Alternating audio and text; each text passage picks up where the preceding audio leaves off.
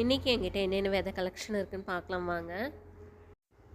இதில் சங்குப்பூ விதை ஒரு 5 பேர்த்துக்கு ஃப்ரீயாக அனுப்பலான்ட்டு இருக்குங்க கிஃப்டாக. விதைகள்லாம் ஒரே இதில் இருந்தால் கன்ஃபியூஸ் ஆகுதுன்னு பாப்பாவோட ஃபேன்சி ஐட்டமெல்லாம் இந்த ஜிப்லாக் கவரில் இருந்ததுங்க. அதெல்லாம் பிரித்து எடுத்து இதுக்கு மாற்றணும்.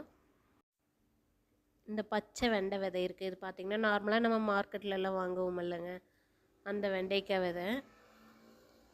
நெக்ஸ்ட்டு பார்த்திங்கன்னா பீட்ரூட் விதை. பீட்ரூட் விதை நிறைய பேர் பார்த்துருக்க மாட்டாங்க. அதோட சைஸ் பார்த்திங்கன்னா இவ்வளோ சின்னதாக தான் இருக்கும்.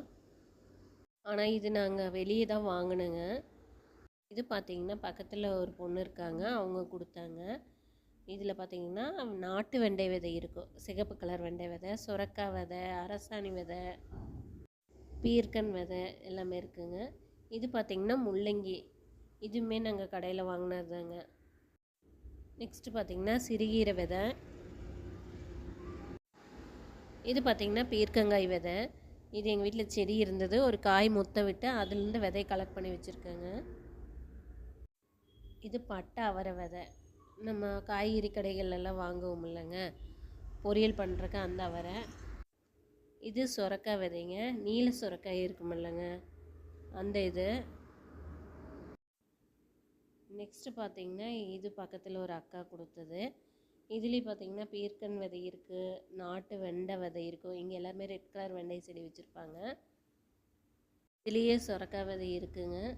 நெக்ஸ்ட்டு பார்த்திங்கன்னா இது பாவை விதை. இது பார்த்திங்கன்னா கொடி அவரை விதை. இது காய் எடுத்து அப்படியே வச்சுருந்தேங்க, அதனால அதை அப்படியே பேக் பண்ணி வச்சாச்சு. இது பார்த்திங்கன்னா செடி ரொம்ப பெருசாக இருக்கும். இந்த அவரையே தான் முதல்ல இருக்குங்க. இது நாட்டு வெரைட்டி கூட சேர்ந்தது. நெக்ஸ்ட்டு பார்த்திங்கன்னா இது குடமிளகாய் விதை. இது வீடியோ எடுக்கையில் தான் ஞாபகம் வந்ததுங்க, காய வச்சு வச்சோமே அப்படின்ட்டு ஓடி போய் எடுத்துகிட்டு வந்தேன். நெக்ஸ்ட்டு பார்த்திங்கன்னா இது சங்குப்பூ விதை, 2 அடுக்கு சங்குப்பூ விதைங்க. இது பார்த்திங்கன்னா இன்றைக்கி 28ஆம் தேதி நைட் 7 மணி வரைக்கும் வேணுங்கிற ஒரு 5 பேர்த்துக்கு நான் ஃப்ரீயாக அனுப்பலான்ட்டு இருக்கேன். இதில் பார்த்திங்கன்னா நான் அப்ராக்சிமேட்டாக கவுண்ட் பண்ணி பார்க்கல ஒரு 100க்கு மேலே இருக்குது, ஒரு 103 105 இருக்குங்க. இது போக ஒத்த சங்குப்பூ விதையும் இருக்குது எங்கள் வீட்டில். ஆனால் இது இப்போ பறிக்கிற நிலமையில் இல்லை. ஏன்னா பார்த்திங்கன்னா இது மருதாணி செடியில் தானாகவே முளைச்சி வந்தது. இதில் பார்த்திங்கன்னா குருவிக கூடு கட்டியிருக்கு, அதை டிஸ்டர்ப் பண்ண வேண்டாமேன்ட்டு விட்டுட்டோம். அது போக மருதாணி விதையும் இருக்குது, அதை நெக்ஸ்ட் டைம் அப்டேட் பண்ணுறேங்க. 2 மருதாணி செடியிலையுமே நிறைய விதைகள் இருக்குது. செடி ஃபுல்லாக விதையாத்தான் இருக்குங்க. அடுத்த லாங் வீடியோ போடையில் மருதாணி விதையை பற்றி போடுறேங்க. இந்த செடி பார்த்திங்கன்னா செடி கொஞ்சம் சிறுசாக தான் இருக்கும், ஆனால் செடி ஃபுல்லாக விதையாத்தான் இருக்குங்க. இது வந்து 2 அடுக்கு சங்குப்பூ செடிங்க. இது விதை போட்டு முளைச்சது. ஒத்த சங்குப்பூ செடியெல்லாம் எங்கள் வீட்டில் ஆட்டோமேட்டிக்காக நார்மலாகவே முளைக்கும், அந்த விதையை உளுந்து நெக்ஸ்ட் டைம் முளைச்சிடும். அது போக பச்சை மிளகாய் விதைக்காக விடுறது பார்த்திங்கன்னா நம்ம விதையை எடுத்து போடணுங்கிறதே இல்லை, இந்த மாதிரி விதை உளுந்த இடத்துக்கு தானாக முளைச்சிருக்கு.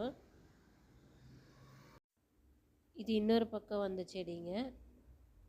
நெக்ஸ்ட்டு பார்த்திங்கன்னா இதில் ஒரு பீக்கிங்காக தொங்கிட்டு இருக்கும், காஞ்சு போய். இது லெமன் செடியில் இருக்குது.